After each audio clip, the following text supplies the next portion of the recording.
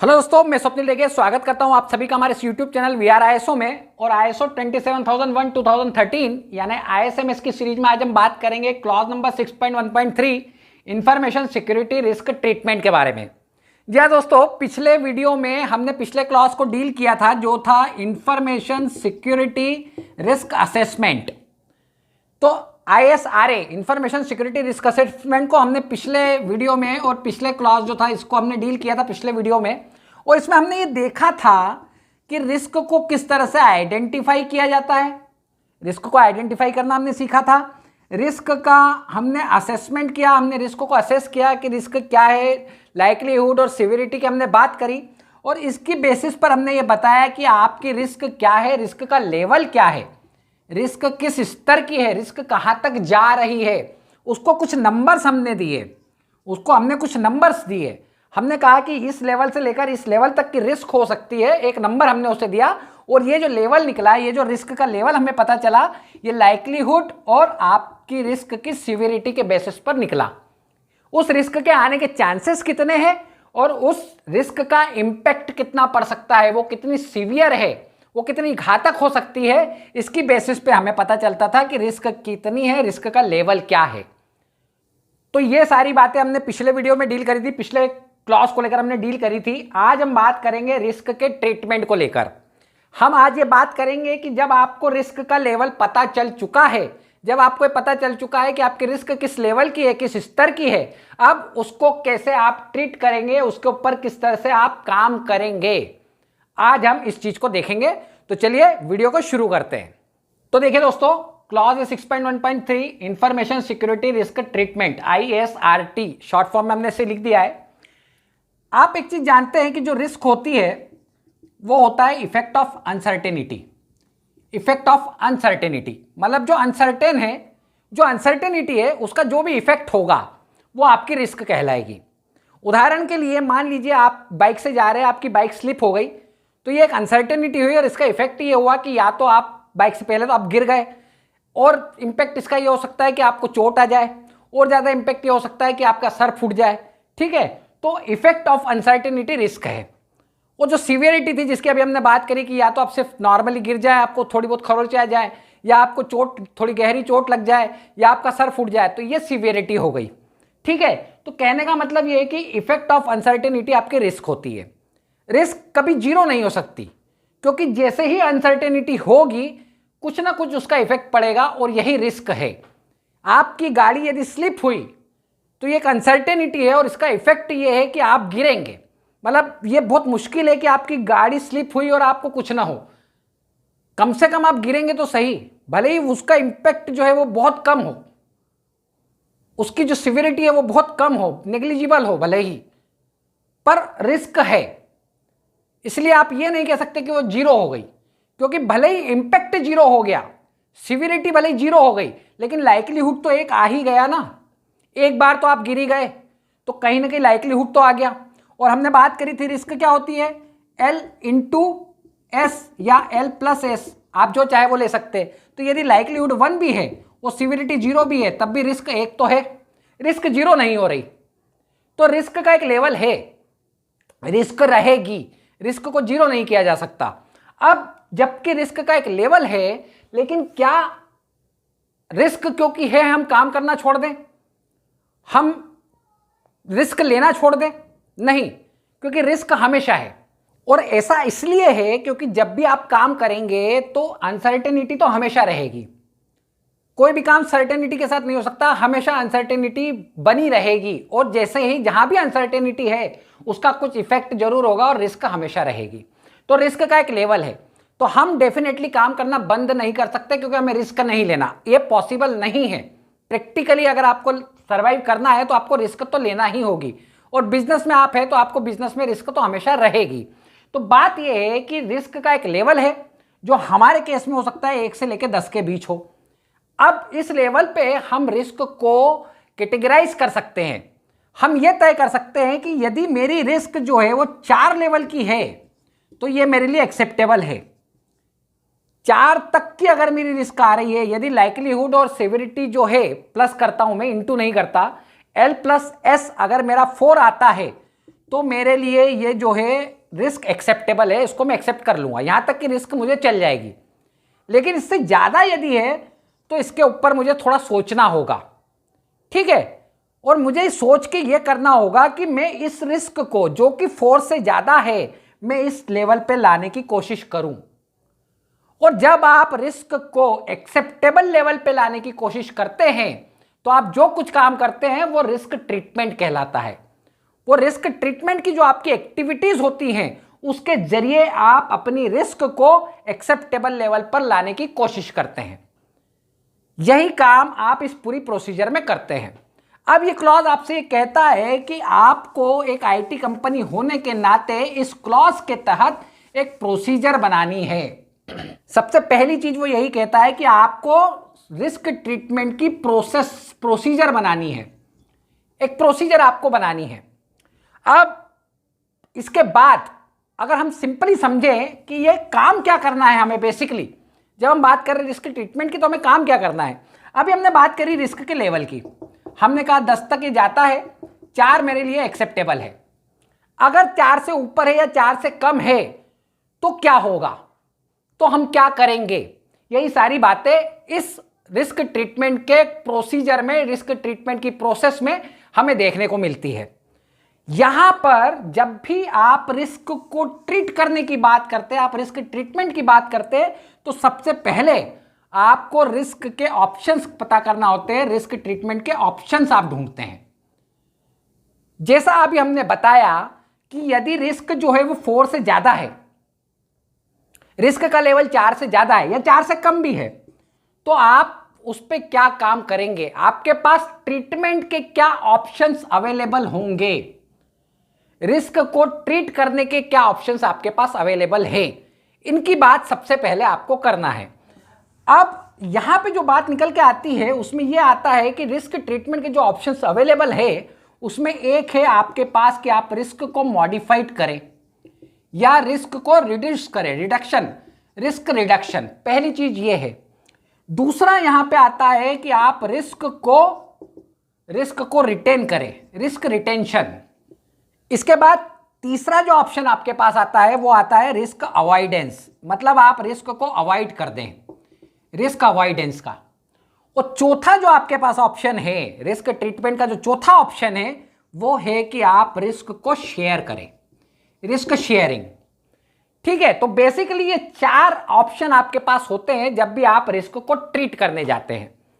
आपको पता चल गया रिस्क का, आपने असेसमेंट कर लिया, आपको पता चल गया रिस्क किस लेवल की है, आपने तय कर दिया कि इतने लेवल की रिस्क एक्सेप्टेबल है, इससे कम ज़्यादा होगी तो हमें उसके ऊपर कुछ ट्रीटमेंट करना होगा, कुछ काम करना होगा। और वो ट्रीटमेंट क्या होगा, उसके क्या ऑप्शंस होंगे, वो यहाँ पर आपके सामने हैं। या तो आप रिस्क को रिड्यूस करें, या आप रिस्क को बना रहने दें, रिटेन करें, या आप रिस्क को अवॉइड कर दें, या आप रिस्क को शेयर करें। अब हम एक एक करके इन चारों ऑप्शंस को समझेंगे, एग्जाम्पल के साथ इनको समझने की कोशिश करेंगे। तो सबसे पहले हम बात करते हैं रिस्क रिडक्शन की या रिस्क मॉडिफिकेशन की। देखिए, हमने कहा कि जब रिस्क का लेवल 4 होगा तो ये एक्सेप्टेबल है, ठीक। लेकिन यदि लेवल मान लीजिए मेरा 4 से ऊपर हो गया और मेरा रिस्क जो है उसका लेवल 6 हो गया, ठीक है, या मान लीजिए रिस्क का लेवल मेरा 7 हो गया। अब मैं ये कहता हूं कि ये जो लेवल है ये एक्सेप्ट मैं नहीं कर सकता, मुझे रिस्क को किसी भी हाल में यहां तक लाना है। ये रिस्क मेरे पास कैसे आई होगी, L plus S is equal to, जब मेरा 7 हो गया होगा, मेरा लाइक्लीहुड प्लस सिविरिटी जो है वो मेरी यदि 7 हो गई होगी, तो डेफिनेटली मैं ये कह सकता हूं कि ये रिस्क जो है, ये जो लेवल है ये एक्सेप्टेबल नहीं है, इसको मुझे 4 पर लाना है, इसे मुझे कम करना है, इस रिस्क को मुझे रिड्यूस करना है। अब रिस्क को यदि मुझे रिड्यूस करना है तो मुझे इस पर कुछ काम करना होगा। अब वो काम क्या होगा कि मैं यहां पे कुछ कंट्रोल लगा दूं, यहां पे मैं कुछ कंट्रोल लगा दूं। यदि मैं इस रिस्क को कम करना चाहता हूं तो जरूरी है कि मैं कुछ कंट्रोल लगा दूं। जब मैं यहां पे कुछ कंट्रोल लगा देता हूं तो मैं इस रिस्क को रिड्यूस कर देता हूं, इसको इस लेवल पे लाने की कोशिश करता हूं कि ये एक्सेप्टेबल हो जाए।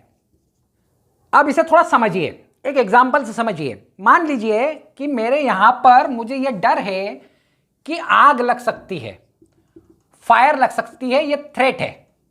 ठीक है, मेरे कंपनी में, मेरी ऑर्गेनाइजेशन में फायर, आग लग जाने का मुझे थ्रेट है। और यहां पे वल्नरेबिलिटी क्या है कि मेरे पास फायर एक्सटिंग्विशर नहीं है, नो फायर एक्सटिंग्विशर। अब आप समझिए, आग लगने का थ्रेट है, मतलब ये तो बात हो गई लाइक्लीहुड की। ठीक, और क्योंकि मेरे पास फायर एक्सटिंग्विशर नहीं है तो ये आग जो है वो बहुत खतरनाक हो सकती है, बहुत डेंजरस हो सकती है। तो यहां पे बात हो गई सिवियरिटी की। तो जब वल्नरेबिलिटी की बात आती है तो वो कहीं ना कहीं सिवियरिटी से जुड़ती है, और जब थ्रेट की बात आती है तो वो लाइक्लीहुड को बढ़ाती है। ठीक है, थ्रेट है मतलब लाइक्लीहुड की संभावना आ गई, अकरेंस की संभावना आ गई, और जब वल्नरेबिलिटी है तो सिवियरिटी की बात हो गई। अब यदि मेरे पास आग लगने के चांसेस है और मेरे पास फायर एक्सटिंग्विशर नहीं है तो लाइक्लीहुड मान लीजिए मेरा 2 है। ठीक है, कि साल में 2 बार आग लगने के चांसेस है मेरे यहां पर, और इसके अलावा सिवियरिटी यहां क्या हो जाएगी, ये बहुत ज्यादा हो जाएगी, और मान लीजिए इसका लेवल मैं कहता हूं कि 5 हो जाएगी, अगर क्योंकि मेरे पास फायर एक्सटिंग्विशर नहीं है और ये इतनी डेंजर हो सकती है कि बहुत नुकसान पहुंचा देगी। तो यहां टोटल मैं कहता हूं कि ये टोटल लेवल इसका हो गया 7 रिस्क का। अब मुझे इसे कम करना है। अब मैं क्या कंट्रोल कर सकता हूं? देखिए, इस पे मैं काम करूंगा तो शायद मुझे कोई मतलब नहीं है, क्योंकि ये तो फायर है। अगर मेरे यहां पर इलेक्ट्रिक कनेक्शन है तो चांसेस है कि आग लगे, लेकिन यदि मैं यहां पे काम करता हूं, यहां पे कुछ कंट्रोल्स करता हूं, यहां पे अगर मैं कुछ प्रिवेंटिव एक्शन ले लेता हूं, यहां पे अगर मैंने कुछ ढंग का काम कर दिया, यहां पे मैंने कुछ कंट्रोल्स लगा दिए, इस वल्नरेबिलिटी को अगर मैंने कुछ, इस पे अगर मैंने कुछ काम किया तो डेफिनेटली मैं अपने रिस्क के लेवल को कम कर सकता हूं, क्योंकि मैं सिवियरिटी को कम कर दूंगा। यदि मैंने जितने जरूरी मेरे पास फायर एक्सटिंग्विशर की मुझे जरूरत है वो अगर मैं ले आया और वो यहां अगर मैंने लगा दिए, तो हो सकता है कि वल्नरेबिलिटी उस केस में मेरी 1 हो जाए और ये जो मेरा रिस्क है ये 3 नंबर पे आ जाए। तो एक कंट्रोल मैंने क्या लगाया कि मैंने एक प्रिवेंटिव एक्शन लिया, प्रिवेंटिव मेजर लिया कि मैं फायर एक्सटिंग्विशर ले आया, और मैंने फायर एक्सटिंग्विशर अपने यहां पर लगा दिए, लोगों को ट्रेनिंग दे दी। तो मेरे साथ क्या हुआ, आग लगती भी है, लाइक्लीहुड भले ही उतना रहे लेकिन सिवियरिटी कम हो जाएगी, और इसकी वजह से मेरा रिस्क का लेवल कम हो जाएगा। और जैसा कि मैंने कहा कि मेरे लिए एक्सेप्टेबल रिस्क का लेवल क्या है, 4, और यहां तो अब ये 3 पे आ चुका है, तो डेफिनेटली ये मेरे लिए एक्सेप्टेबल हो जाएगी। तो ये रिस्क रिडक्शन का तरीका है। आप कंट्रोल्स का इस्तेमाल करते हैं, वो कंट्रोल्स जो आपको एनेक्स्चर ए में दिए गए हैं, जिनकी बात एनेक्स्चर ए में कही गई है, आप देखते हैं क्या वो कहीं फिट हो पा रहा है। ये तो मैं एग्जाम्पल के तौर पे बात करी, लेकिन आप जब आईटी इंडस्ट्री की और आईएसएमएस की बात करते हैं और आपको ऐसा लगता है कि आपके रिस्क का लेवल ज़्यादा है और उसको कम करना है, तो आप चेक करते हैं कि एनेक्स्चर ए में जो आपको कंट्रोल्स दिए गए हैं, जिन कंट्रोल्स की बात वहाँ पे की गई है क्या आप उनको इस्तेमाल करके इस चीज़ को कम कर सकते हैं, अपने रिस्क के लेवल को कम कर सकते हैं या नहीं कर सकते। ये चीज़ आपको करना है, जो बात आपसे इस क्लॉज में कही गई है। तो पहली बात हुई रिस्क रिडक्शन की। अगला जो है रिस्क रिडक्शन के बाद अगला जो ऑप्शन आता है वो आता है रिस्क रिटेंशन का। अब हम बात करते हैं रिस्क रिटेंशन की। ये रिस्क रिटेंशन क्या होता है? देखिए, हमने कहा कि 4 जो है ये लेवल एक्सेप्टेबल है। अब यदि रिस्क जो है वो 3 पर ही आ रही है, रिस्क का जो लेवल है मेरा वो 3 है, इससे ऊपर रिस्क नहीं जा रही, L+S = 3 आ रहा है सिर्फ तो मेरे लिए ये रिस्क जो है एक्सेप्टेबल लेवल से नीचे ही है। मतलब मैं ये कहता हूं कि ठीक है, इतनी रिस्क है तो चल जाएगी, इस पे मैं काम कर लूंगा, इससे मेरे बिजनेस पे कोई दिक्कत नहीं आने वाली। ठीक है, मतलब ये चल जाएगा, कोई प्रॉब्लम इसको लेके मुझे नहीं होना है।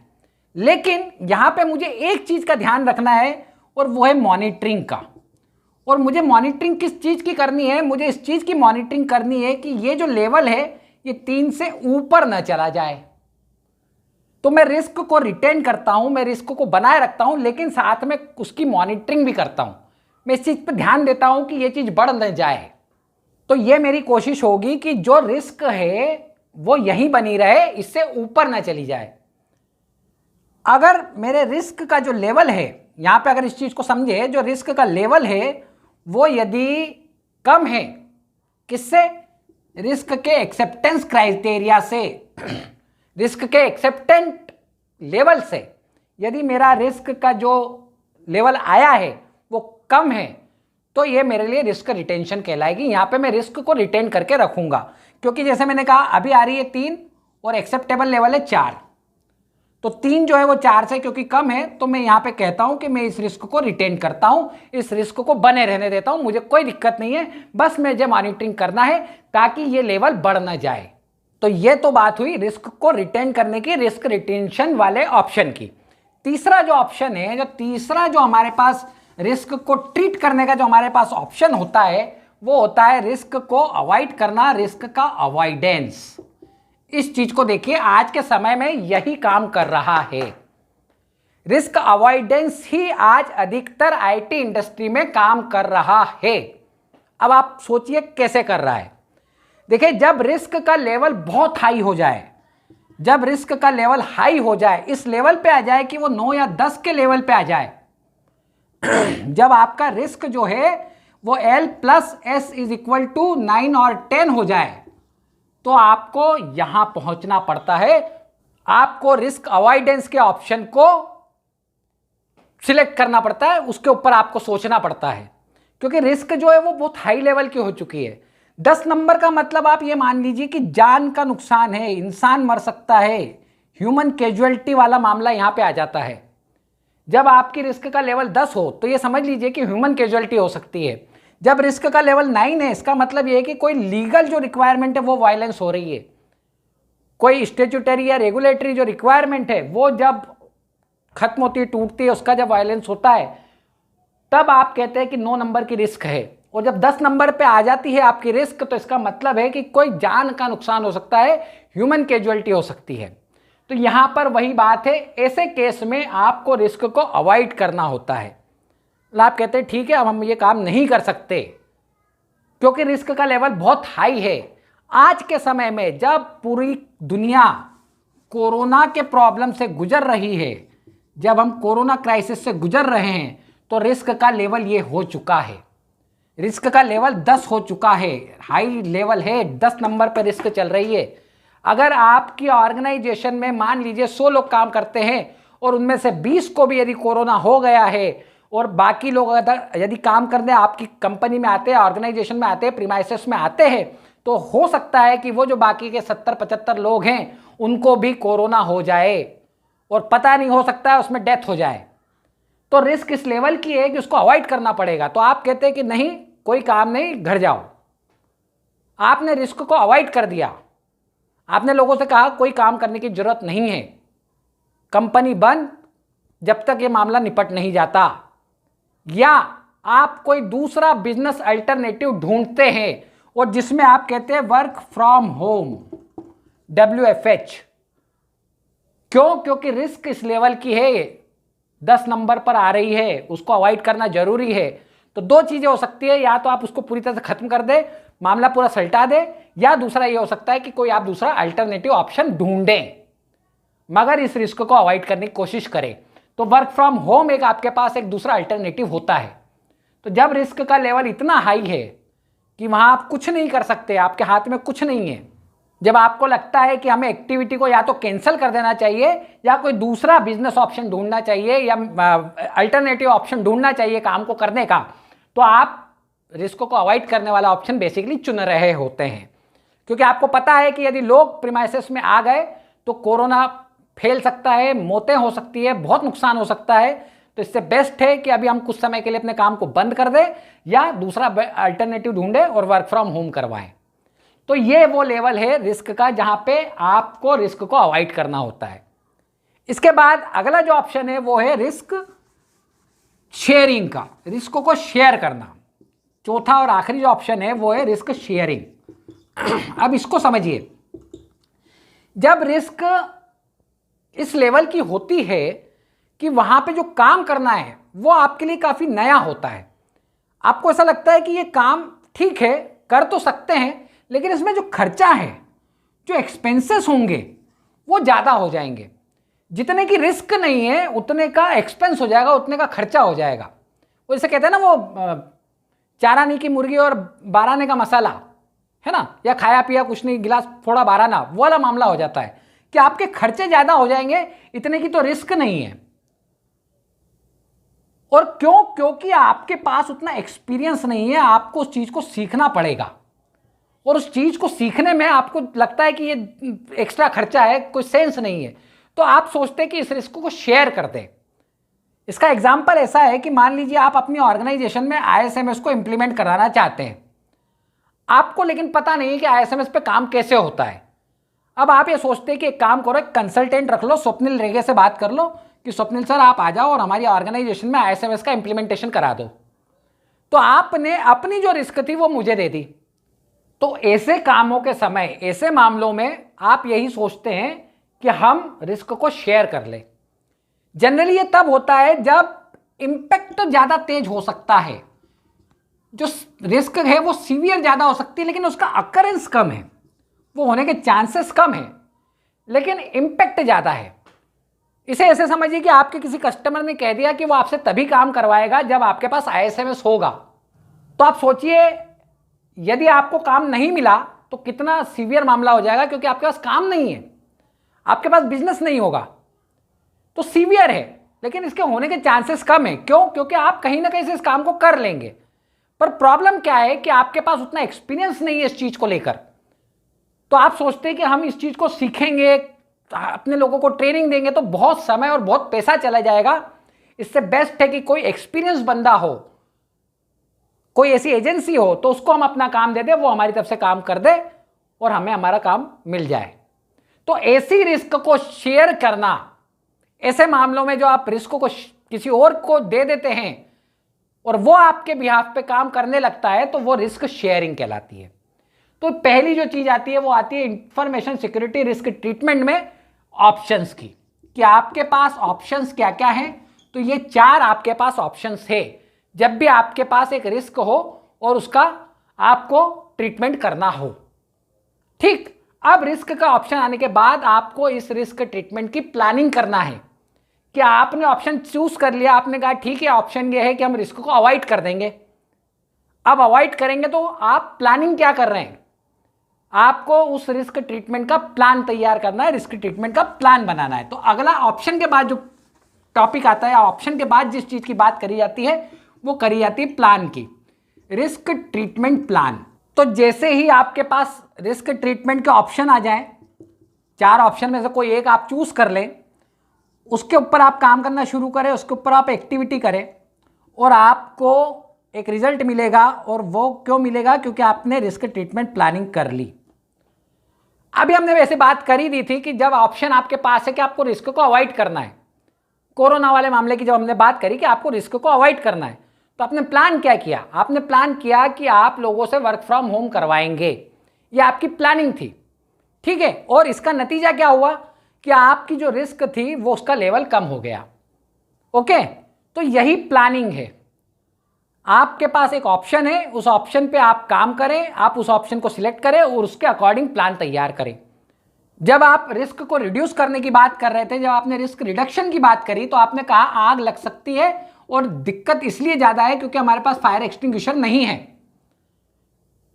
तो रिस्क रिडक्शन की आपने ऑप्शन को सिलेक्ट किया कि हम रिस्क को रिड्यूस करेंगे और कैसे करेंगे, उसकी प्लानिंग आपने ये करी कि हम परचेस करेंगे नए फायर एक्सटिंग्विशर। आपने प्लानिंग करी कि हम लोगों को ट्रेनिंग देंगे। आपने प्लानिंग करी कि जो सर्टिफाइड लोग हैं, जो एजेंसीज है जो कि ट्रेनिंग देती हैं, हम उनके जरिए अपने लोगों को ट्रेनिंग देंगे। तो ये आपकी प्लानिंग थी। तो जब भी आप इंफॉर्मेशन सिक्योरिटी रिस्क ट्रीटमेंट की बात करते हैं तो सबसे पहले आप पता लगाते हैं कि क्या क्या ऑप्शंस हो सकते हैं आपकी रिस्क के ऊपर काम करने के, उसको ट्रीट करने के आपके पास क्या क्या ऑप्शंस है। बेसिकली आप 4 ऑप्शंस की बात करते हैं, risk reduction, risk retention, risk avoidance और रिस्क शेयरिंग। इसके बाद आप उसके अकॉर्डिंग प्लानिंग की बात करते हैं, रिस्क ट्रीटमेंट का प्लान तैयार करते हैं। और जब ये आपका हो जाता है, जब आपका रिस्क ट्रीटमेंट का प्लान आपने इंप्लीमेंट कर दिया, तो आपके पास एक रेसिडुअल रिस्क बचती है, आपको रेसिडुअल रिस्क मिलती है, ठीक है। और अब आप इस रेसिडुअल रिस्क का इवैल्यूएशन करते हैं। आप ये देखते हैं कि ये उस लेवल पे है या नहीं जिसको कि मैं एक्सेप्टेबल कहता हूं। मैं कहता हूं कि मेरी जो रिस्क है वो एक्सेप्टेबल होनी चाहिए। मतलब जब आप कहते हैं कि 4 नंबर तक रिस्क आ जानी चाहिए, तो ये वहां तक पहुंची या नहीं पहुंची, जो आपकी रेसिडुअल रिस्क है। तो आपके पास पहले रिस्क थी, आपने रिस्क ट्रीटमेंट किया और आपको रेसिडुअल रिस्क मिली, ठीक है। आपको रेसिडुअल रिस्क मिली और अब आप इस रेसिडुअल रिस्क का इवैल्यूएशन करते हैं और वो कैसे करते हैं, वही लाइक्लीहुड प्लस सिविरिटी, ये आप उसकी निकाल लेते हैं और चेक करते हैं कि जो एक्सेप्टेबल लेवल था मेरा उस लेवल पे ये पहुंची या नहीं पहुंची। तो ये जो सारा कार्यक्रम है, ये जो सारी चीजें हैं वो इंफॉर्मेशन सिक्योरिटी रिस्क ट्रीटमेंट यानी क्लॉज 6.1.3 के अंतर्गत आती हैं और यही सारी चीजें आपको इसके अंतर्गत करनी है। आपको ध्यान रखना है कि जो भी आपके कंट्रोल्स हैं जिनकी बात एनेक्स्चर ए में कही गई हैं, उनके अकॉर्डिंग यहाँ पे क्या काम हो सकता है, उनको ध्यान में रखते हुए आपको काम करना है, उन कंट्रोल्स को आपको इस्तेमाल करना है, उसके अकॉर्डिंग आपको स्टेटमेंट तैयार करने, एसओए तैयार करना है। ठीक है, तो यही सारी बातें इस क्लॉज में कही गई हैं। उम्मीद है आपको वीडियो पसंद आया होगा। वीडियो पसंद आया तो ज़्यादा से ज़्यादा लाइक करें, ज़्यादा से ज़्यादा शेयर करें, हमारे चैनल को सब्सक्राइब करें और आज के लिए हमारा वीडियो यहीं तक था। Thank you very much.